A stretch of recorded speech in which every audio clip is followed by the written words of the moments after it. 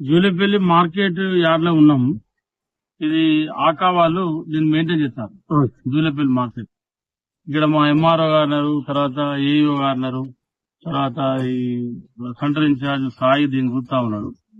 ఇక్కడ ప్రతి దాదాపు 23 లారీలు 24 లారీలు ఇప్పటితో సెంటర్ కింది 24 లారీలకు సంబంధించి దాదాపు నేను ఈ ట్రక్ షీట్లన్నీ దాదాపు చెక్ చేసాం. ఎక్కడ కూడా 41,100 41,200 కన్నా ఏ ట్రక్ షీట్లు కూడా ఎక్కువ పెట్టలేదు. వాళ్ళ జోకి కూడా చూసాం, కాంటా పెట్టి కూడా చూసాం. అంటే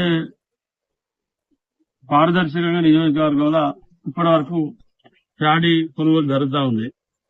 దీని కొంతమంది ఏంటంటే ప్రతిపక్ష పార్టీ వాళ్ళు పట్టుకనే కావాలని రాద్ధాంతం చేసి బురదల్లేటువంటి ప్రయత్నం చేసేటువంటి పనుల వాళ్ళు ఉన్నారు.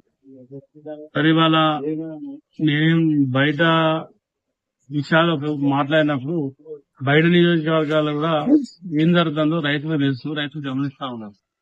ఇలా రైతులు కూడా చాలా తిరుగుగానే ఉన్నారు.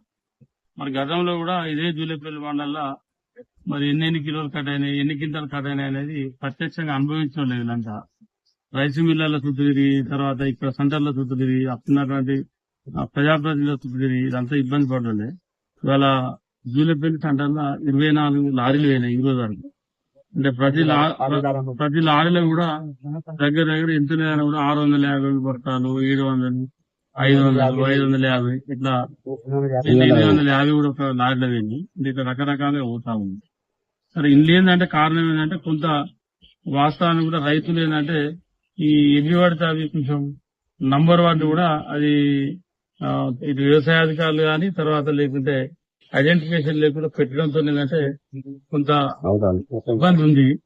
సరే ఏ ఇబ్బంది ఉన్నా కూడా మనం ఎక్కడ కూడా రాజీ పడకుండా ఇవాళ రైస్ మిల్లర్స్ కూడా నేను కానీ తర్వాత మా నాయకత్వం కానీ ఒప్పించి దిప్పిస్తా ఉన్నాం.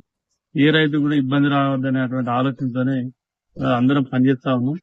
ఖచ్చితంగా చివరి గింజ వరకు కూడా ప్రభుత్వం కొంటది, చివరి గింజ వరకు కూడా తీసుకుంటది.